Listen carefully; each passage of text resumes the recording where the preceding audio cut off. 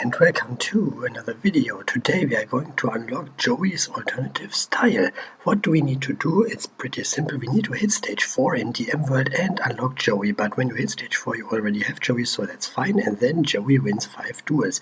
So pretty straightforward and just the same as with all the other styles that we got with like Teia and Mokuba as well. So when booting up the game for the first time today, I got the 9th anniversary celebration stuff, and I need to get that out of the way, and notification galore and all that stuff until we can go and win 5 duels.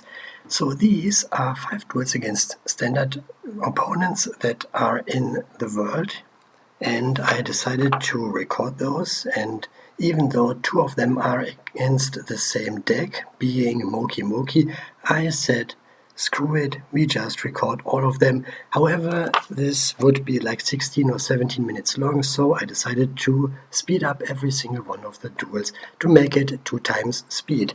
Anyways, let's go into the games and into the mission itself. So once we are able to unlock the alternative style for Joey, we can go for the alternative style missions.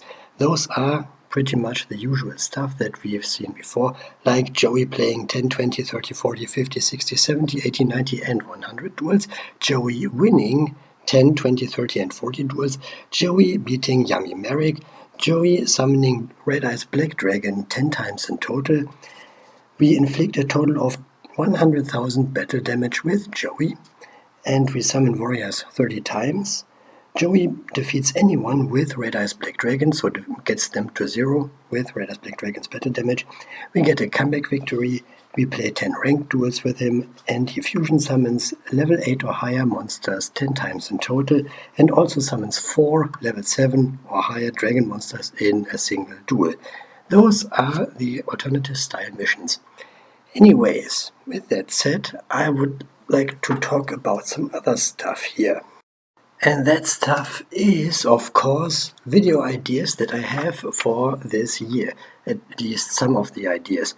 So I want to make a video on the dual assessment score, like what scores you can get and how you can get them and which ones stack together and so on. So that might be helpful for some of you. Then the minimum amount of gate keys required to unlock characters. If you like begin a new account and then you just don't unlock anything, just gather gate keys. So how many gate keys would you need before you can start unlocking all of them? That's an idea I had before, and I already started to make videos on this for DM World and DSOD World, but then I scrapped it because I thought it was too boring. Anyways, you can tell me in the comments if you would like to see something like that, or if you say, nah boy, that's boring, just don't do it.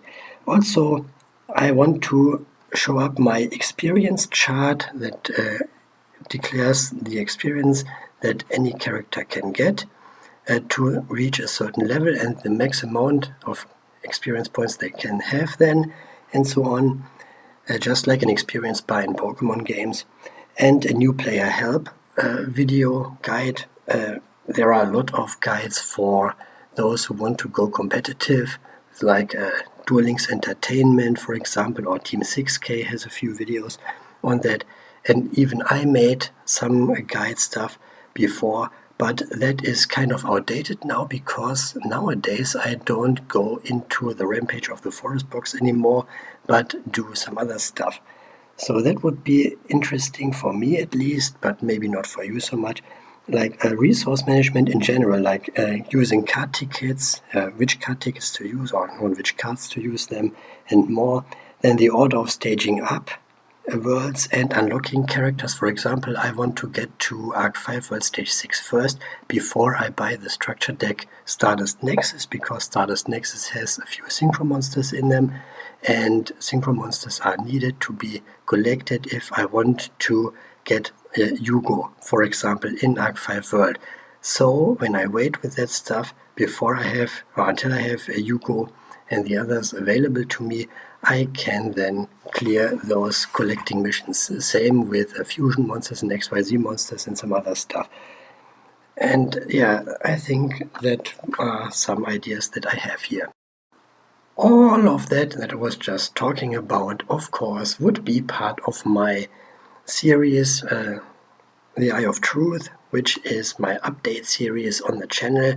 However, I was waiting on making a new episode because I was expecting them to drop an alternative style for Joey any day now, and therefore wanted to combine those. And now it's not like it was the other time with getting the Eye of Truth as an episode and an alternative style that is included in that episode, but rather an unlocking episode for the style itself, and then getting some other stuff to talk about, which are contents of my channel. And then there is one more thing that I want to talk about, because a few days ago they changed a few things about unlocking worlds. Now apparently when you have this home screen on a new account, or when you're just a new beginner and you start your account and you have this home screen, you can unlock the worlds immediately there without going for the missions like summoning 3 wind attribute monsters and so on, which was the case before. Unfortunately, I was not able to confirm that or tell you anything in that regard, because when I tried to make a new account, I had some issues, since when I wanted this 6-digit code to verify my new account, they wouldn't send me the code. So I'm trying to solve that problem. For now, I don't have a new account. The one account that I have right now, besides my main account, is one that I made casually and just played through it. And recently I hit the 50 days mark on it, and I am not going to delete that one. But I deleted the old Character Collection series account, which has been active for like over a year now. But that one's gone, and I wanted to make a new account in its place. However, that was not possible until now. But I'm working on it so that I can record new stuff and talk more about the new things and the changes they made when it comes to unlocking worlds and characters, because that's something I have been waiting to talk about. Then there are a few more changes they made to the game that I want to mention here, because I think they're quite noticeable. Like being able to auto-duel at the gate now. You were able to do this against gate event characters, but not against normal gate characters. However, they put a limit on this for like 10 times of auto-duels per day at the gate. But still better than nothing, I think. And in my opinion, it's only a matter of time until they get rid of that 10 times limit, so that we would be able to duel them infinitely at the gate with just auto-duel as a function.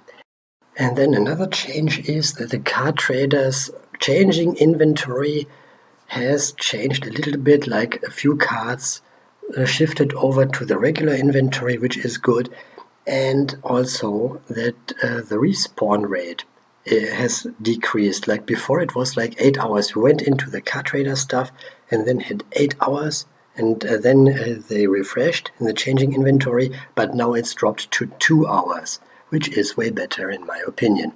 Anyways, that's it from me for today, and therefore I can only say thank you so much for watching.